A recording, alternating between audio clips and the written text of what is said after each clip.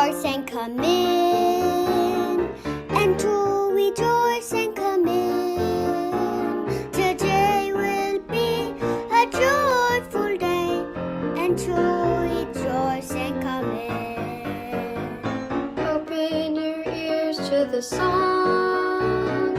Open your ears to the song. Today will be a joyful day, and to rejoice and come in. Open your hearts, everyone. Open your hearts, everyone. Today will be a joyful day, and to rejoice and come in. Don't be afraid of some change. Don't be afraid of some change. Today will be a joyful day, and to rejoice and come in. And to rejoice and come in, and to rejoice and come in. Today will be a joyful day, and to rejoice and come in.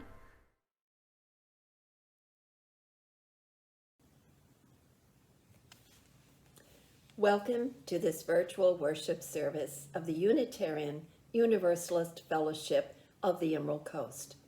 I'm Charlene Farley and a member of this fellowship. Unitarian Universalism is a liberal religion that welcomes everyone. Our church requires no strict dogmas for membership. Our 7 UU principles do not tell us what to believe, but how to act. We believe that everyone is on their own spiritual path to what is truth. So let us all come together with open hearts and minds and filled with the values of this church: spiritual growth, service to others, and caring fellowship. In just a few minutes, we'll be hearing from Reverend Meg Barnhouse, Senior Minister at the UU Church of Austin, in a pre-recorded sermon entitled, "What's Your Magic?" With Halloween just around the corner, you might think that her message is about witches and spells, but you would be wrong. Meg Barnhouse will be speaking about a kind of magic that all of us have within us. Before we continue our service, however, this morning, I invite you all to our Zoom coffee hour. It begins at 11 a.m. It's an opportunity to chat with one another and stay connected with our fellowship. You'll need to bring your own food, however, and your coffee. You'll find the Zoom link on the order of service and in the UUFEC newsletter that you received this week. If you're not on our mailing but wish to receive our weekly e-newsletter every Friday, then please email admin@uufec.com. The e-news has important announcements regarding special upcoming events and other important news relevant to our fellowship. Don't miss out on them. And now, we will proceed with our service with the lighting of the chalice, a symbol of our UU faith.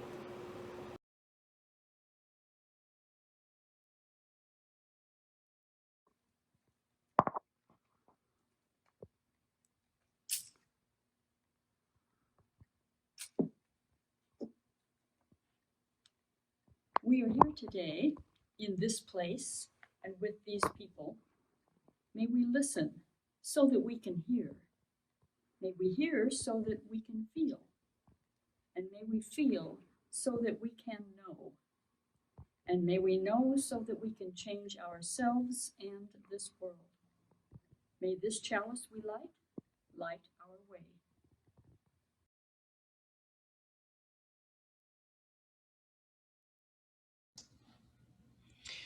Good morning.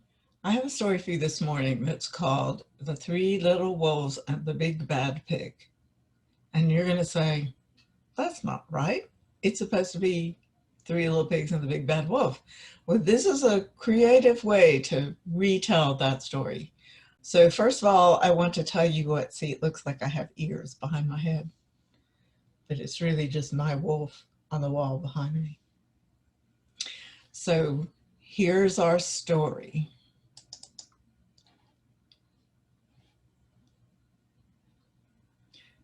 Of the Three Little Wolves and the Big Bad Pig.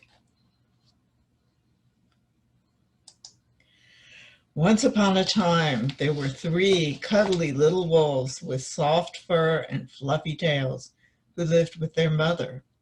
The first was black, the second was gray, and the third was white.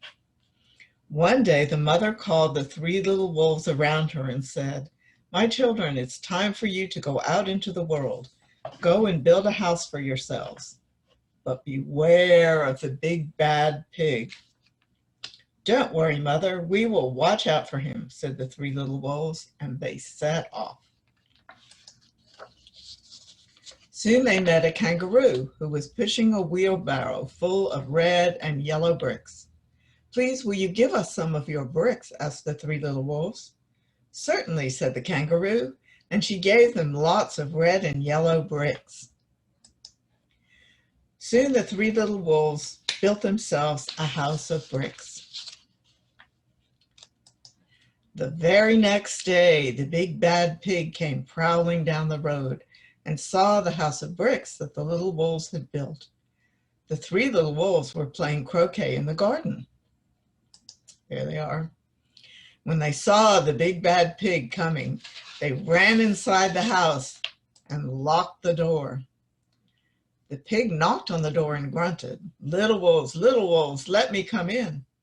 "No, no, no," said the three little wolves. "By the hair on our chinny chin chins, we will not let you in, not for all the tea leaves in our china teapot."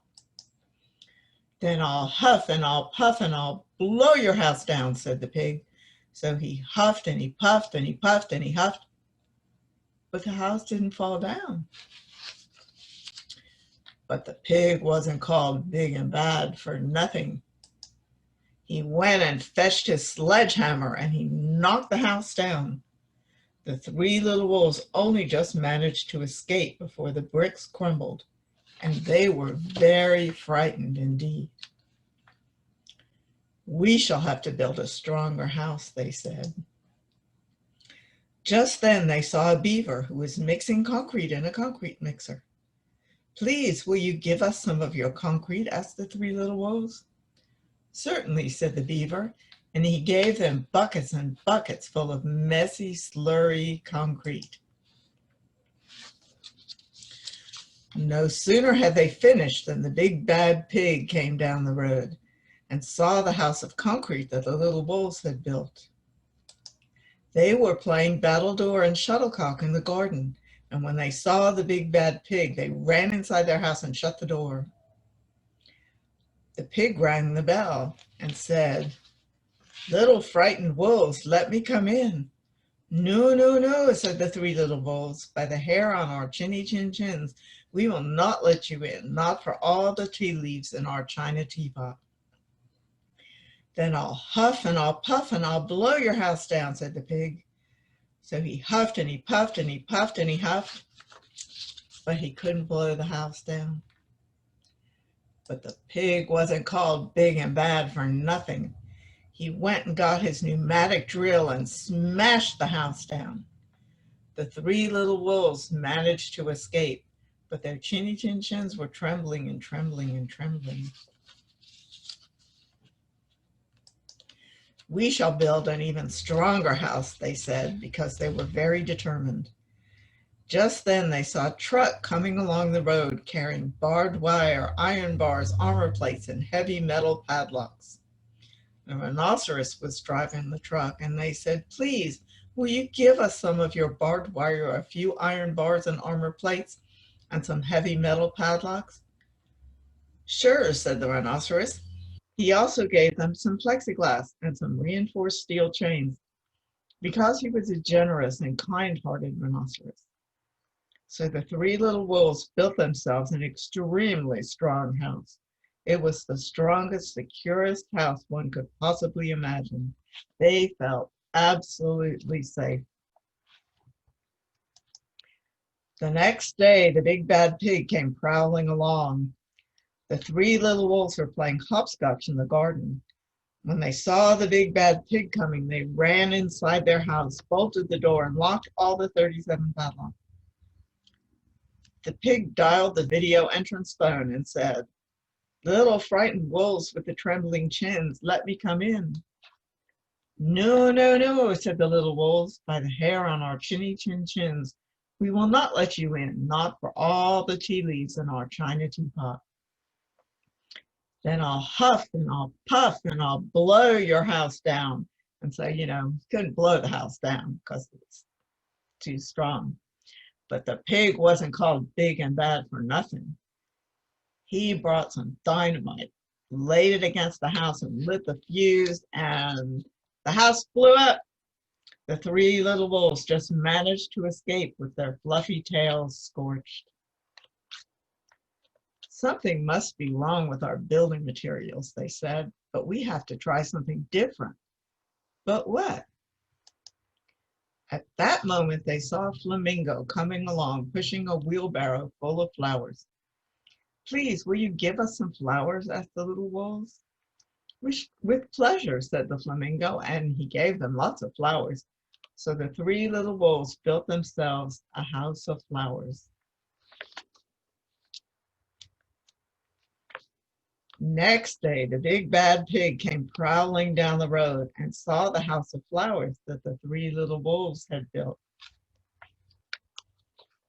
He rang the blue bell at the door and said, "Little frightened wolves with the trembling chins and the scorched tails, let me come in." "No, no, no," said the three little wolves. "By the hair on our chinny chin chins, we will not let you in, not for all the tea leaves in our china teapot.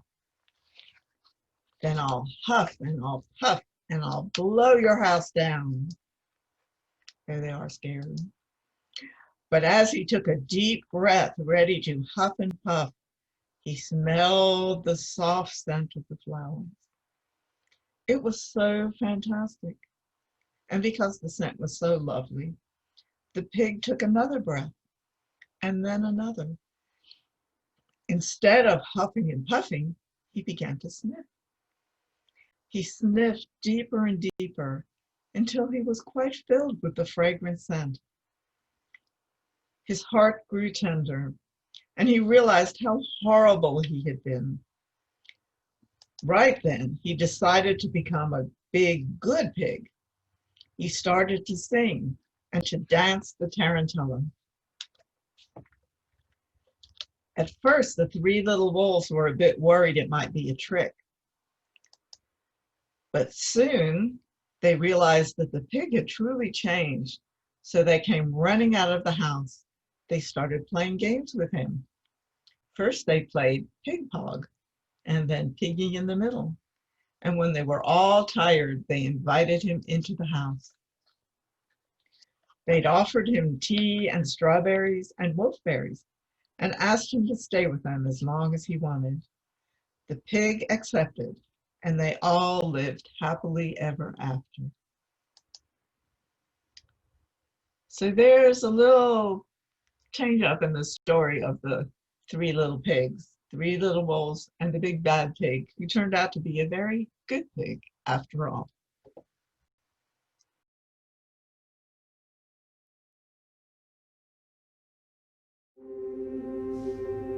I've been thinking about creativity as a two-way street up and down the mountains of our lives, going down for supplies before we embark toward uncharted heights, a dance of give and take, bottlenecks until bottle breaks. And out comes life, when the moments we might meet our might, and we conquer the sight of the blank page, an empty stage, a stranger's gaze, and seize our days. You see, I think it boils down quite simply to the fact that we are creativity. splitting cells naturally, stretching, crying, craving to see, taste, touch, feel, and breathe, believing, grieving, and still deceiving our own design with lines like, I'm not creative. I don't dance, and I definitely can't sing. Not even in the shower? How about after 2 or 3 happy hours when your guard comes down and you feel your power, the power to play, to make your way from the bed to the moon, but we keep burying our dreams in tombs of it's too soon. They won't understand. I'd better not say, and what's the point anyway? The point is any way. Learn about what you love and show us how it moves you. How it shows you the way because you decide if you'll leave or stay, and it begins and it ends today. So weigh the scale of give and take, but make no mistake, there is no given fate, there is only live and make. Make memories, make thank you cards, make strawberry shortcakes, make new friends, bad choices, funny voices, make love. Make a fucking rocket ship. Make time to see something you've never seen. Make someone smile. Make yourself a bouquet of flowers. Make room for more and more mistakes along the two-way street of love and hate, fear and faith, laughter and wait. From time to time to take in the view. For life is not only the things that we do. Life is me. And life is you.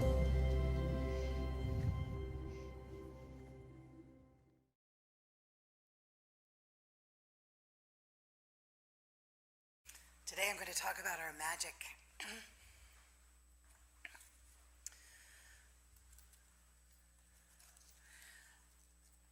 Who are you?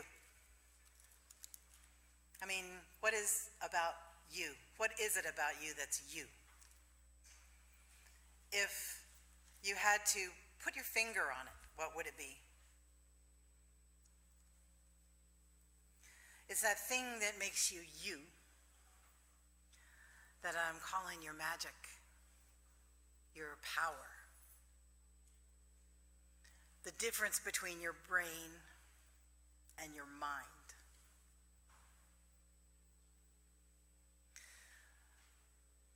Martha Graham was a beautiful dancer. And she was friends with a dancer, choreographer named Agnes de Mille. And Agnes de Mille had just had a great success choreographing a show called Oklahoma. And she was mad about it because she thought it wasn't her best work, and her best work had gotten no recognition at all. And now this work that she thought was just fairly good was getting all kinds of kudos from all around the world. And she said to her friend Martha, I don't even know if I'm any good. I don't even know. Which is how artists think all the time. Musicians, artists, they just all were always discontent and saying, am I good? Am I any good? I don't know. So here's what Martha said to Agnes. There is a vitality, a life force, an energy, a quickening that is translated through you into action. And because there's only one of you in all of time, this expression is unique. And if you block it, it will never exist through any other medium, and it will be lost. The world will not have it. It is not your business to determine how good it is, nor how valuable, nor how it compares with other expressions. It is your business to keep it yours, clearly and directly, to keep the channel open.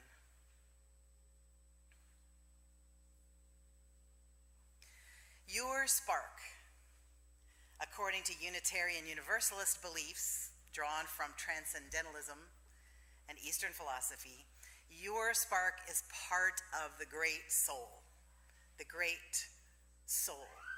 that Emerson called the oversoul. Some people call it God. Other people call it something different. I did a wedding for two fellows who said their best picture of God was from The Sound of Music, Julie Andrews up on the hill, spinning around and singing, "My hills are alive." Anyway, and that was their picture of God, and so they called God Julie.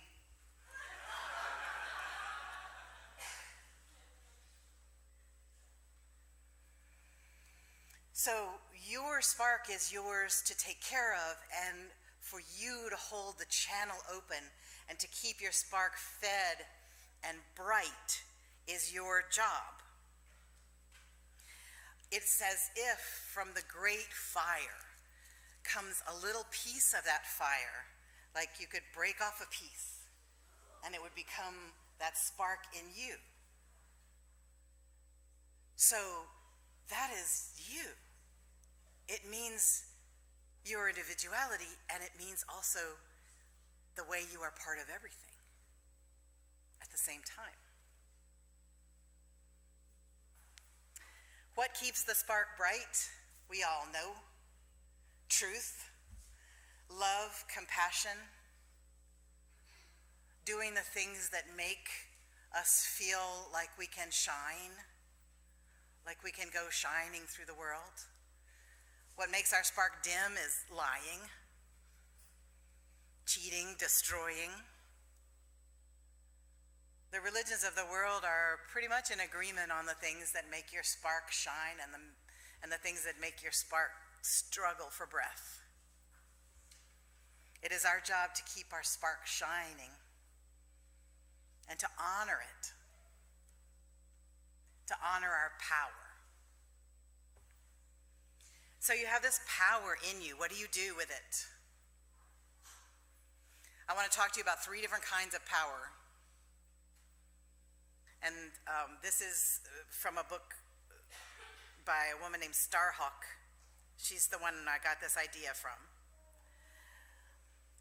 Power over is my ability to make you do things.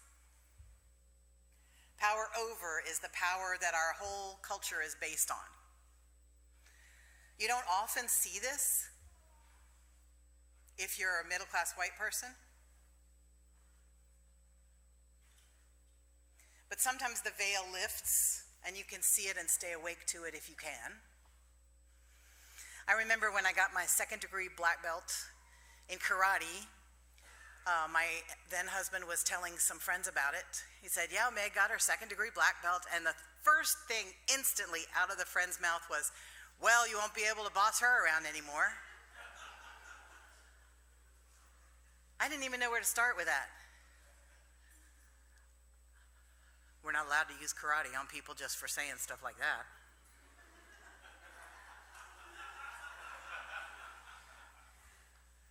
But I thought, that betrays to me that something about this relationship, according to the way the world sees it, is based on his ability to beat me up if he needs to, and tell me what to do if he needs to. And that was disturbing. And I know that there are lots of people who exercise power over, and it's not always bad. If you're a boss, you exercise power over. You say to one of your employees, please do this, make sure this happens, and they do it. They make sure it happens. And that kind of power over can be fair, I believe. But there's a kind of power over that makes people do things they don't want to do, that they really, really don't want to do, and its extreme power over has to do with violence. I can make you do because I have a gun and you don't. I can make you do because I have a tank and you don't. I can make you do because I can beat you up and you have to just take it. That is power over. And then there's power from within. Power from within is what nourishes our souls, what brings the power of creativity through us. Have you all felt the power of creativity once in a while? You feel like, oh, I have an idea for how I want my living room to look, or I have an idea about a painting I want to do, or something I want to write. I have an idea for a new business. I've got some creativity going here. I've got ideas. Where do ideas come from? You can't just go to the idea store. Ideas come up through you, through your inner wisdom, perhaps through that spark that connects you to the whole, the great soul of everything, maybe that's where ideas come from. Maybe that's where songs come from. Maybe that's where paintings come from. We've all had the experience of seeing paintings and we thought, Or hearing a song that maybe was written by a computer or could have been, according to a formula. Computers can write songs now. I don't think they can write good songs. And we all know the difference between a song that has soul and one that doesn't. I mean, this is Austin.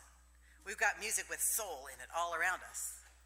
We know art that has soul. We know books that have soul. If you read enough of somebody's books, you get to know them. You get to feel their personality, right? That's not always a good thing. And then you stop reading their books because you've got enough of a little sip of their personality and you go, I don't want to hang out with you anymore.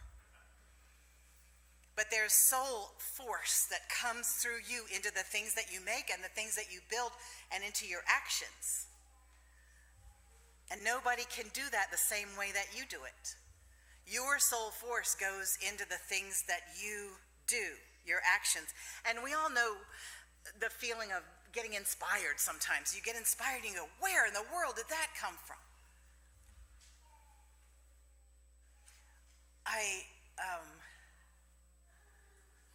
I've had experiences of talking to people, and sometimes I'll find myself saying something that I didn't even know I knew. Have you ever had that experience? Something's coming out of your mouth and you go, wow, that was good. I didn't even know I knew that.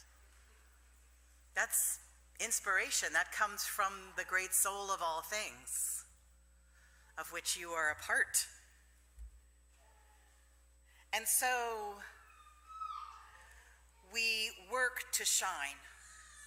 We work to allow our spark to shine, and we also work to feed the spark of other people. We comfort one another. We compliment one another.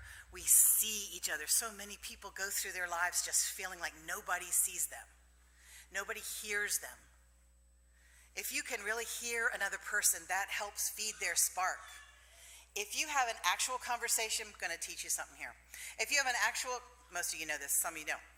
An actual conversation with someone, it feeds their spark. Here's what an actual conversation is. They say something, and you say something that has to do with what they just said. And then they listen to what you said and have something to say that has to do with what you just said. Or they ask you a question about what you just said.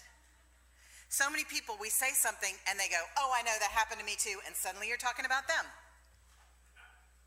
If you can ask someone 3 questions in a row, I told my sons, you will be giving them a great gift.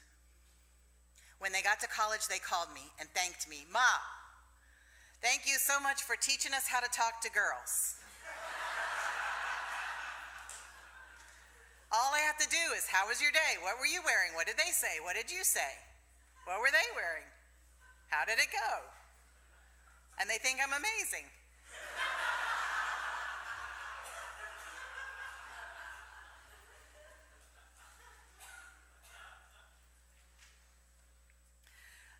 Asking people 3 questions in a row is a great way to nourish their spark. Listening to someone's story or telling your own story is a great way to feed the spark in both of you. Comforting someone, just saying to someone, hi, I see you, you look like an interesting person. My name's Meg, what's your name? Can really either freak somebody out completely if they're an introvert, or make somebody feel welcome. And you have to be willing to make mistakes. If you're willing to make mistakes, you can do a better job of feeding other people's spark and your own.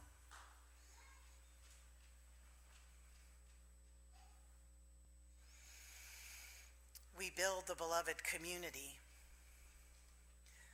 by attending to the spark in one another, by looking for people whose flame is flickering low and asking them, what can I do for you? By knowing yourself when your own flame is flickering low and reaching out and doing something that helps feed your spark. This is a way to transform lives, and this is one way to build beloved community, to go shining through your life.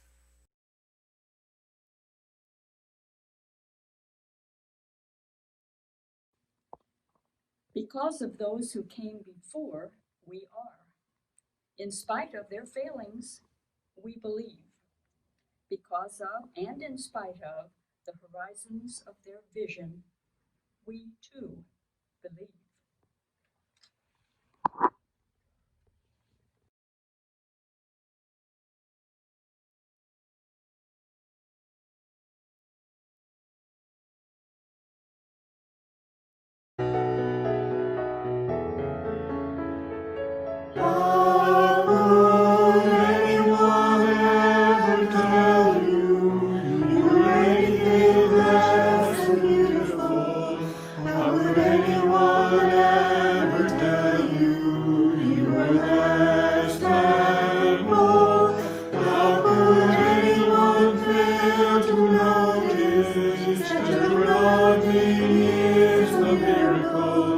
How deeply